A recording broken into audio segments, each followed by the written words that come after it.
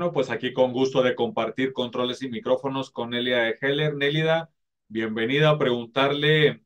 que es, esta parte para diferenciar entre lo que son la Tercera Guerra Mundial, lo que es la guerra de Gog y Magog, y como dijo nuestro invitado Miguel Salinas Chávez, pues ver esta parte de que probablemente la Tercera Guerra Mundial, que está profetizada también, pues no sabemos si es real o es ficticia, ficticia no por la cantidad de fallecimientos que se van a presentar o de lesionados o de hambruna, sino ficticia en cuanto a la intención, es decir, que verdaderamente no estamos ante la presencia de enemigos, sino de cómplices que buscan que se dé a conocer al antimesías. Ustedes lo conocieron con el nombre de anticristo, pero bueno, cedo controles y micrófonos hasta con Nélida. Adelante, la escuchamos atentamente. Invocado para que en este momento sea él el que permita responder a sus preguntas sobre este momento tan crucial que vive la humanidad. Y pido hoy al auxilio divino, invocando con el Salmo 117. Alaben al Señor todas las naciones, glorifíquenlo todos los pueblos, porque es inquebrantable su amor por nosotros y su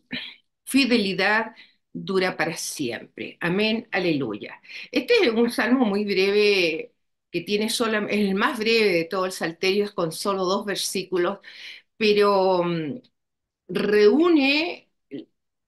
en esencia todo lo necesario de este momento. Y siempre hay que alabar y glorificar al Señor porque es eterna su misericordia y aunque pareciera de pronto con tanta maldad que hay hoy día en el mundo, nosotros como Chile, mi patria, sufriendo algo tremendo, unos incendios forestales provocados. Entonces uno dice, ¿qué está pasando? Y es como la copia fiel de lo que sucedió en Haití, en Hawái hace un tiempo atrás. Entonces uno dice, ¿a qué punto está el hombre en apostasía? Porque es una situación que uno no le cabe en la cabeza de que existan personas que se coordinen para incendiar un país y destruirlo. Entonces yo les pido, muy dolida desde esta mi tierra querida, desde Calama, Chile, oren por nuestra patria, porque realmente los demonios andan sueltos por aquí en abundancia. Se dice que hay más de 3.000 infiltrados inmigrantes que son terroristas, entonces que han hecho toda esta maldad y tengo de muy de cerca casos muy dolorosos. Entonces, yendo a lo que estamos viviendo es un momento donde tenemos que aferrarnos cada vez más a la Sagrada Escritura. Para mí, lo he dicho siempre a mis seguidores, eh, como nunca la Biblia, como nunca, siempre lo ha sido, pero como nunca es en lo que tenemos que fiarnos porque nuestras iglesias lamentablemente en estos tiempos más generan confusión que orientación en estos difíciles momentos, porque, por decirlo, en esencia, la Iglesia Católica, que es a la que pertenecemos, usted a una de las 23 iglesias orientales y yo a la católica, que es la única occidental y que la gran mayoría no sabe que existe, somos 24 iglesias católicas, pues. Entonces, partamos de eso que jamás a nosotros nos enseñan eso en nuestras iglesias católicas.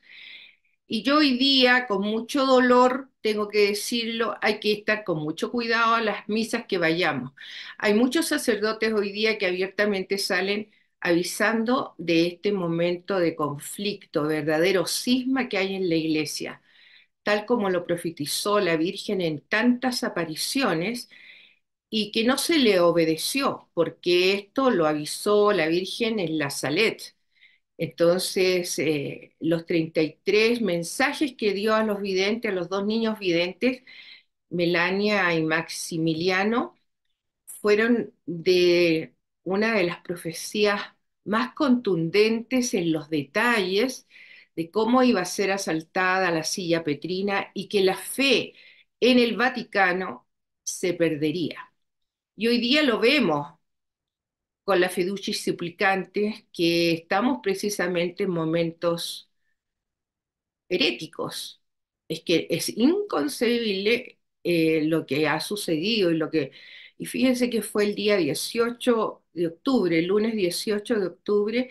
que fue esa fecha de aniversario de los mensajes de Garabandal, que nunca los aprobó la iglesia porque habló de exactamente con mucha asertividad de estos momentos y porque Garabandal es continuación de Fátima, siendo Fátima, a mi modo de ver, una de las profecías entregadas a seis pequeños, muy pequeños, de niños pastores de 7, 8 y 9 años, entre ellos los dos primeros eran hermanos y primos de Lucía. Y a mí siempre me llamó la atención cómo la Virgen les mostró en la tercera aparición exactamente el infierno, ese que estamos viviendo en estos tiempos en el mundo, porque no podemos olvidar que estamos en una guerra que ha ido involucrando cada día más a más y más países. En este momento Israel tiene 9 países atacándolo. Dígame, padre. Ah, no, ya. Mire, en todo caso, lo que habíamos hablado hace un comienzo en relación a este momento tan difícil que vive toda la humanidad, ese conflicto que se ha ido a focalizar puntualmente en el Mar Rojo, en el paso, donde es un canal de acceso a un porcentaje importante de, de los barcos que trasladan tanto el, el petróleo como también o todo tipo de mercaderías y están en este momento lo último es que Yemen, que es un país muy pobre, con constantes guerras civiles, en permanentes guerras internas, se ha metido, apoyado por Irán, el enemigo número uno de Israel, a decir que si Estados Unidos y el Reino Unido osan volver a atacar su territorio, ellos van a destruir las fibras ópticas submarinas. Imagínense lo que eso conlleva para toda la economía, porque es un lugar estratégico. Entonces, ahí continuamente hay tránsito por las mercaderías que se sacan de la India. India está en este momento muy afectado con todo esto porque él no puede moverse.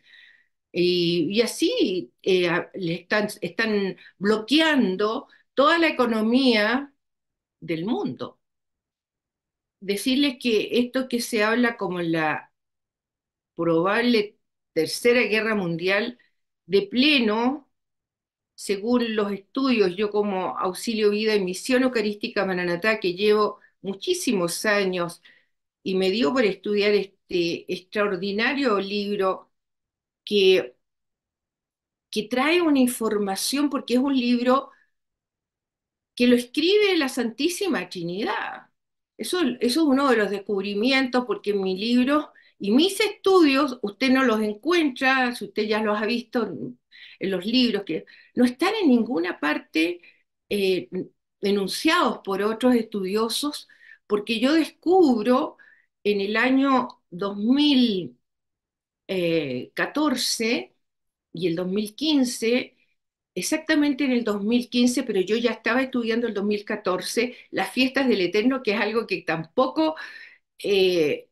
nunca se nos habla en nuestra iglesia, de estas fiestas que siempre se creyó que eran fiestas solo del pueblo judío y son fiestas del Eterno, de Dios Padre. Y esto fue para mí un descubrimiento sorprendente y me pongo a estudiarlas porque en ese tiempo, del 2014 al 2015, hubieron lo que se llamaron las lunas de sangre, la tetrada de lunas de sangre, que fue un evento astronómico singular, extraordinario. Ya han habido desde en la era de Jesús, del inicio de la venida de Jesús, han habido exactamente 7 tetradas de lunas rojas. Y todas han conllevado a cambios importantes para el pueblo de Israel. Y como Israel es el reloj que tiene el Eterno, es también como calendario profético del Eterno, las fiestas, lo que sucede en las fiestas del Eterno son señaléticas para avisarnos los tiempos que vivimos. Y esto obviamente, si ni siquiera se tiene contempladas las fiestas del Eterno como importantes para el pueblo occidental, imagínese, se vive la profecía casi a ciegas, porque no se entiende de otra manera el Apocalipsis si no se conoce esta agenda profética que está incluida con las fiestas del Eterno dentro del Apocalipsis, porque esa es la característica del Apocalipsis, es un libro que está escrito con una gran cantidad de versículos del Antiguo Testamento, que ya eso de por sí lo hace muy especial, porque se escribe el libro del Apocalipsis en el pacto de la nueva alianza. Y toda la profecía del Antiguo Testamento, por cierto, es del pacto de la antigua alianza. Nosotros somos del pacto de la nueva alianza desde que muere Jesús. En ese momento que nuestro amado Jesús ofrece en obediencia su preciosa sangre redentora para expiar nuestros pecados, en ese instante se inicia, porque el día anterior, recordemos, fue la última cena, donde instituye nuestro Señor Jesucristo el pacto de la nueva alianza durante la cena pascual, que él la celebra a propósito el día anterior, porque sabía que al otro día a las 3 de la tarde iba a ser el cordero inmolado. Entonces, esto es extraordinario, esto es fundamental de entender que la única iglesia que forma a Jesucristo es precisamente la iglesia católica, estas 24, 23 orientales y una católica, y una, perdón, occidental, y todo cambia cuando se revela a San Pablo que fue un perseguidor de Jesús y todos sus seguidores, y precisamente había conseguido cartas para ir a perseguir y llevar prisioneros a Damasco, se dirigía a él, y camino a Damasco se le presenta el amado Jesús y le dice, ¿por qué me persigues? ¿Quién eres? Soy Jesús. ¿Por qué me persigues? Y le da un mensaje, todos podemos verlo eso en Hechos 26 está el relato de la revelación del ministerio de Pablo, el apóstol de los gentiles. Le dice, vas a ir a los gentiles para que de las tinieblas vayan a la luz. Y le entrega expresamente a San Pablo el evangelio de Pablo, que es tan importante, Padre, pero tan importante porque creo que así como lo ha sido para mí, que por años creímos que todos los evangelios, bueno, son palabras de Dios, pero nos olvidamos Y esto es lo más grave que sucede al estudiar la Biblia. Los tomamos todos los evangelios escatológicos de Mateo 24, tan conocidos, Lucas 21, Marcos 13, que son eminentemente del final de los tiempos, escatológicos, muy descriptivos, pero al ser tan descriptivos deja claro que es para la semana 70 de Daniel, o sea, para el pueblo judío, para los que se queden. Y eso es un error de arrastre como muchos que hay, y lo más grave es que los pastores, no tan solo de la Iglesia Católica, sino que de otras iglesias que llamamos protestantes porque protestaron contra nuestra iglesia y que tenía razón en cuanto a reclamar ciertas cosas que estaban sucediendo porque nunca ha sido, está formada por hombres, elegidos por Dios, pero lleno de las imperfecciones que como pecadores tenemos. Entonces, qué importante es seguirse y fiarse de la ley, o sea, de la palabra. Y la ley, quiero decir, es para el pueblo judío, es la ley mosaica. Eh, Mateos, a ver, Mateos 15, 24. Mateos 15, 24 explica que el mismo Jesús dice a Pablo, he sido, y a todos los que lo escuchan, he sido enviado a las ovejas perdidas de Israel de la casa, a las ovejas perdidas de Israel, de la casa de Israel. Entonces dice expresamente Jesucristo que Él es precisamente enviado, ¿y por quién? Por Dios Padre, a Israel primero. Contestándoles, Yeshua dijo, no he sido enviado sino a las ovejas descarriadas de la casa de Israel. Palabra de Dios. Bien. Entonces, que nos quede claro, he sido enviado. Él cumple la obediencia a Dios Padre, de ir a rescatar a las ovejas perdidas de Israel, porque recordemos que Israel estaba en apostasía, había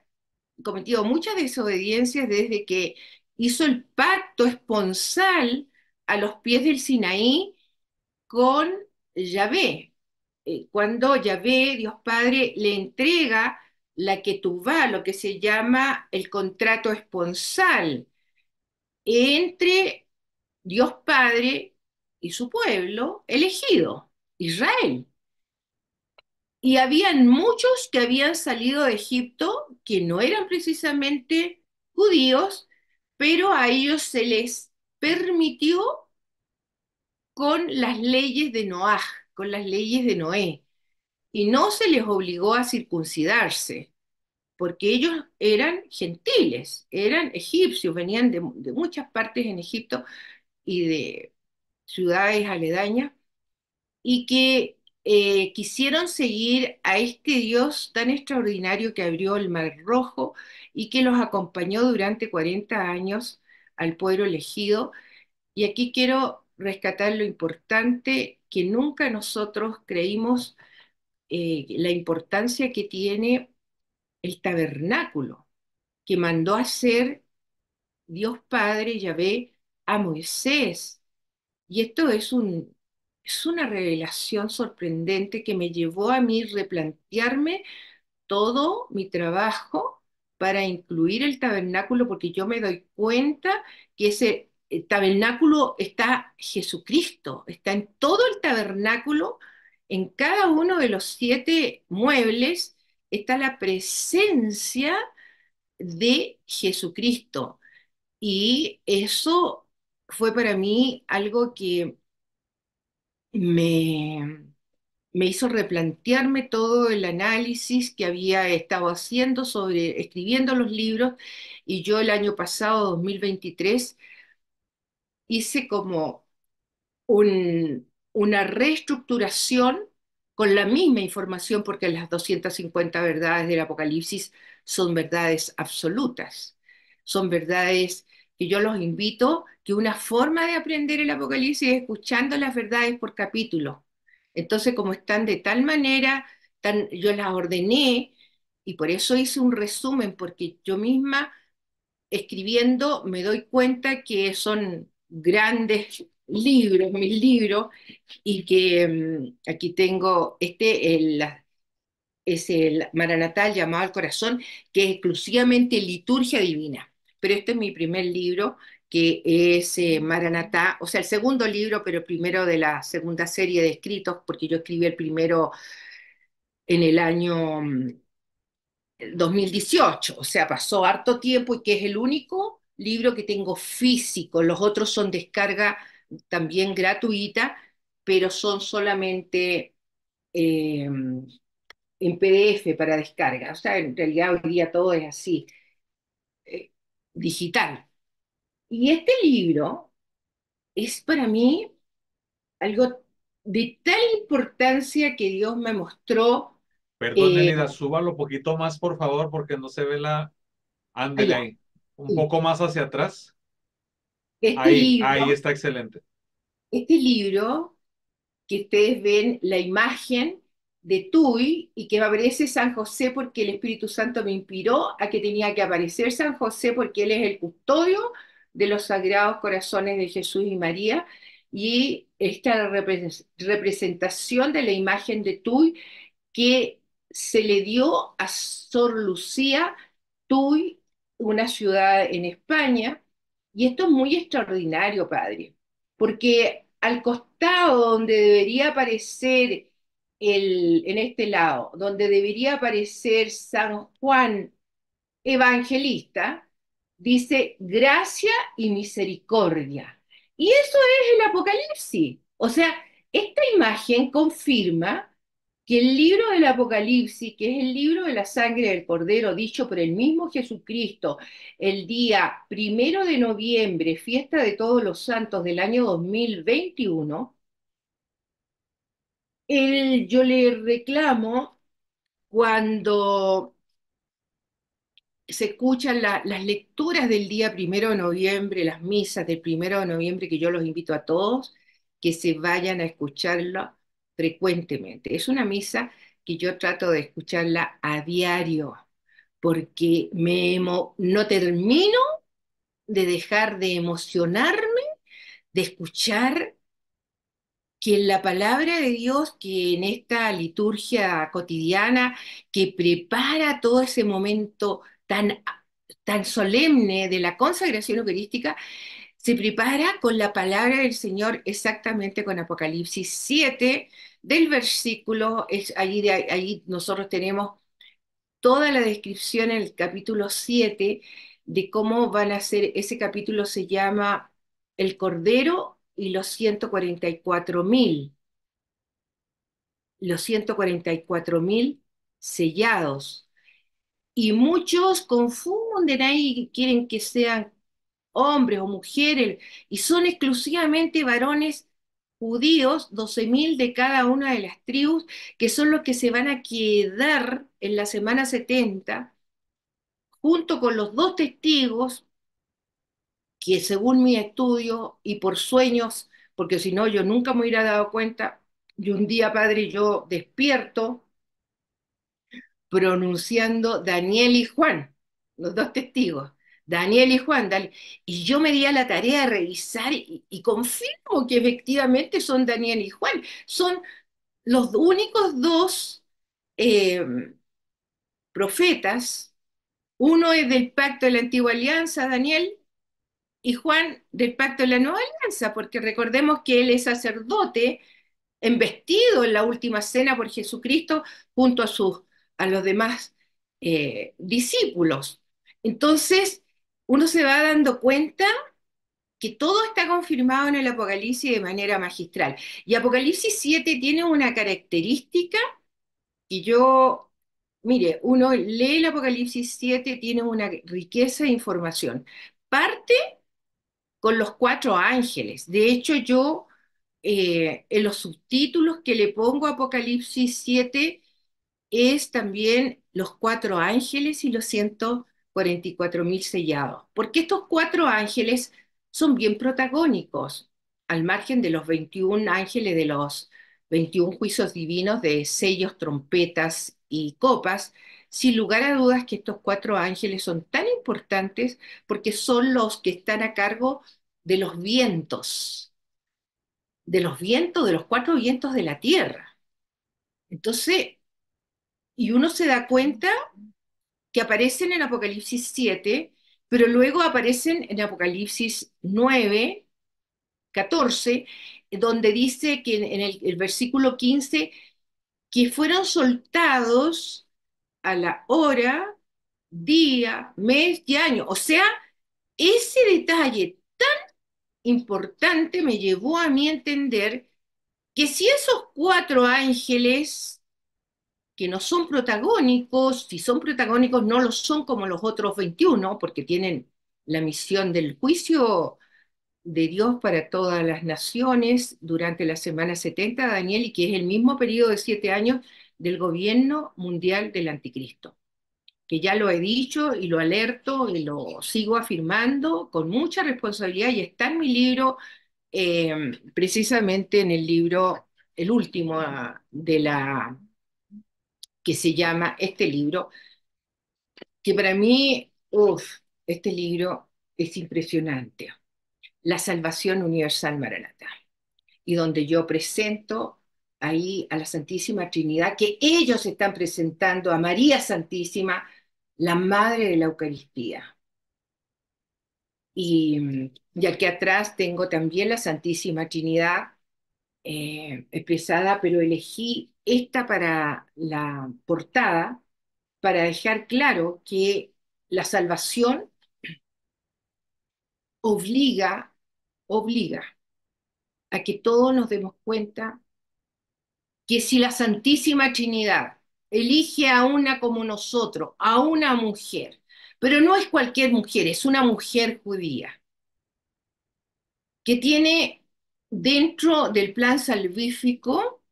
y que aparece siempre ella en silencio, pero es protagónica en el capítulo 12 del Apocalipsis, que es uno de los capítulos, yo diría, junto al capítulo 11, porque hacen ambos. El 11 es del pacto de la antigua alianza y el 12 el pacto de la nueva alianza, y está exactamente en el centro donde divide estas dos divisiones fundamentales que hay que hacer para analizar todo. Todo en la Biblia se debe analizar con esa mentalidad judaica donde marca con el número tiempos, tiempos, porque son dispensaciones diferentes, son formas diferentes de salvación para los del pacto de la antigua alianza, que están sustentados en la ley mosaica, o sea, en los mandamientos. Y el tiempo de la gracia, que nos corresponde a nosotros, la iglesia, a partir precisamente de cuando muere Jesús, derrama su sangre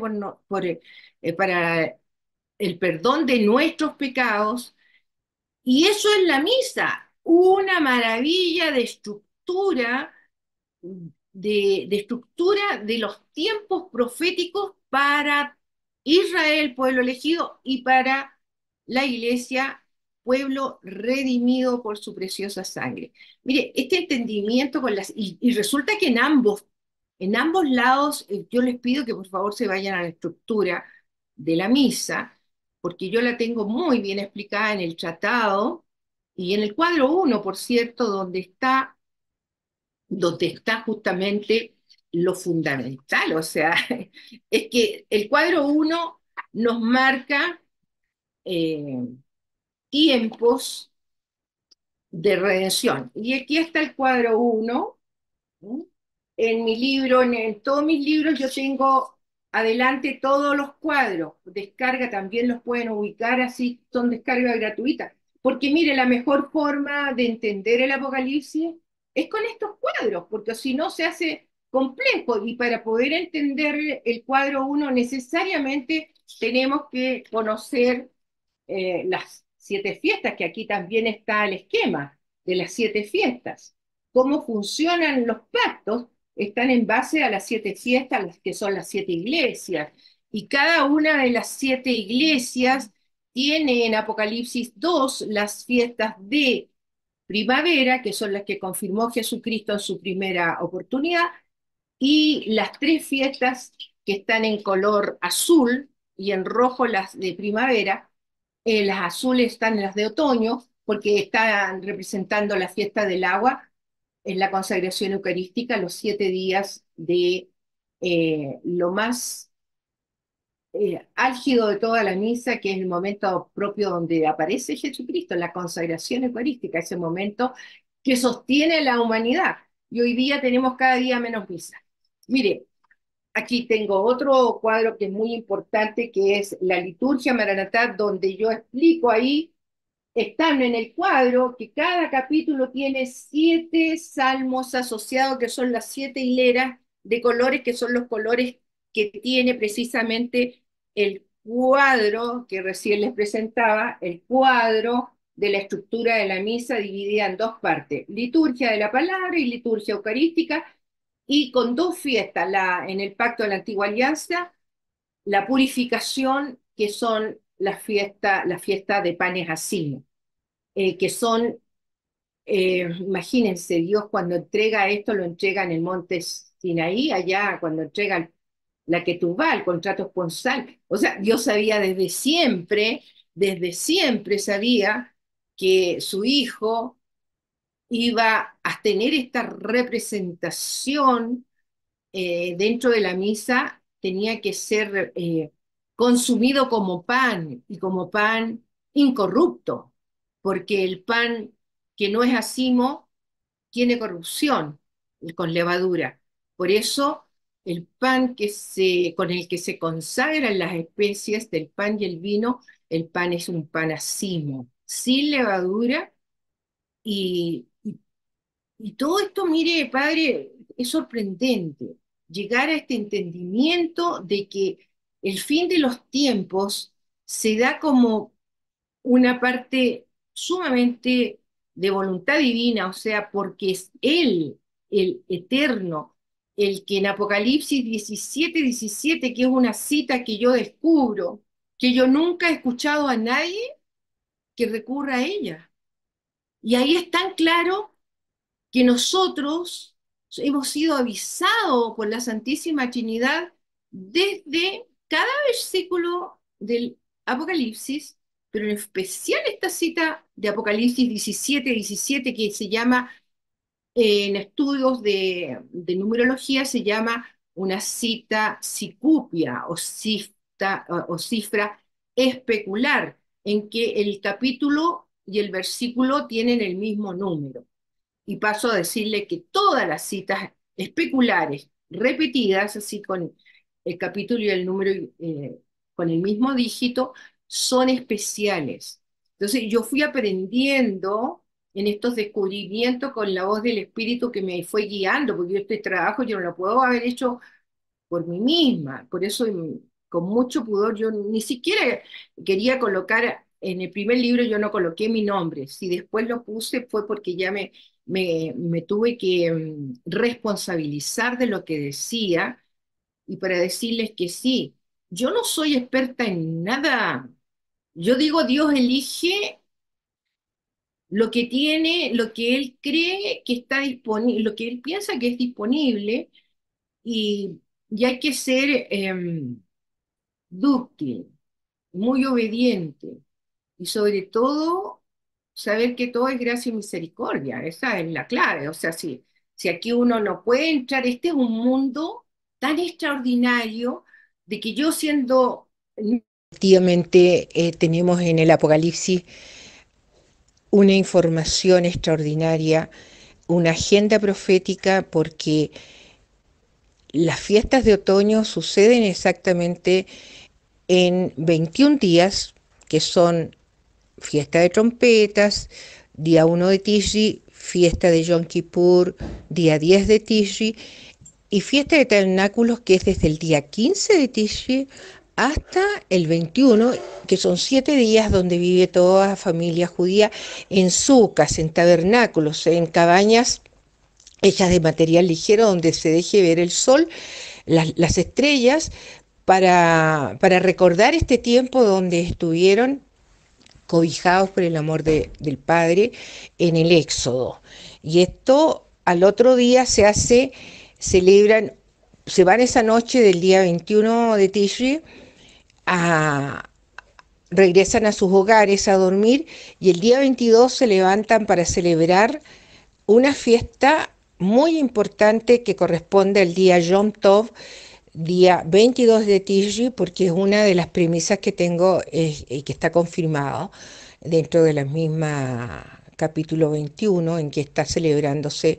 la fiesta, el último día de fiesta de tabernáculos, y, y se confirma, como le digo, en el capítulo 21, 21 versículo 6.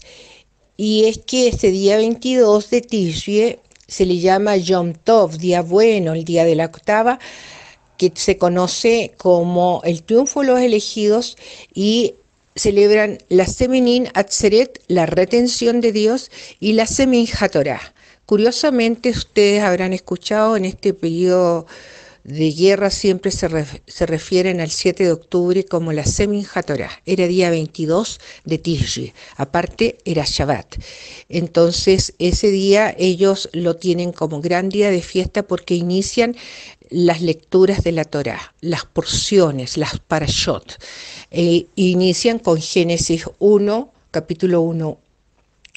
versículo 1, hasta el capítulo 6. Y es muy interesante que Dios entregue este nombre en la fiesta que nunca nombran el pueblo judío porque no la entiende, es que ellos no leen el libro de Daniel, no se la creen. Entonces lo que escribió Daniel por la exactitud profética de las semanas, y por lo tanto ellos no contemplan para nada la semana 70 pendiente para la redención de Israel. Bien, queridos amigos de este canal, la típica, un abrazo desde Calama, Chile. Difundan estas verdades, por favor, porque no se hablan. Y no estamos frente a la Tercera Guerra Mundial, sino a la invasión de Gog y Magog, que va a desembocar todo este conflicto de los países árabes musulmanes en contra de Israel, y vienen comandados por el gobernante de Rusia, que es Gog. Y esto sucede al final de los tiempos, lo especifica la profecía en Ezequiel 38-39, y aprovecho de decir que esta es diferente a la Gog y Magog que aparece en el capítulo 20, versículo 8, donde esa última, al final del séptimo milenio, que esa señalética fue la que me llevó a entender que esta sucede exactamente al final del sexto milenio. Entonces la que es la invasión de Gog y Magog, porque la Tercera Guerra Mundial la dirige el anticristo, que ya les he dicho, es el actual presidente de Francia, Emmanuel Macron, y que en este mismo libro de La Salvación Universal, Maranatá, yo lo tengo en el capítulo 4, si no me equivoco, están las reseñas de lo que afirmo, y que no soy yo la única que lo ha descubierto. Bien, bendiciones para todos, abrazos desde Calama, Chile. Amén, aleluya. Dios les bendiga, oremos los unos por los otros.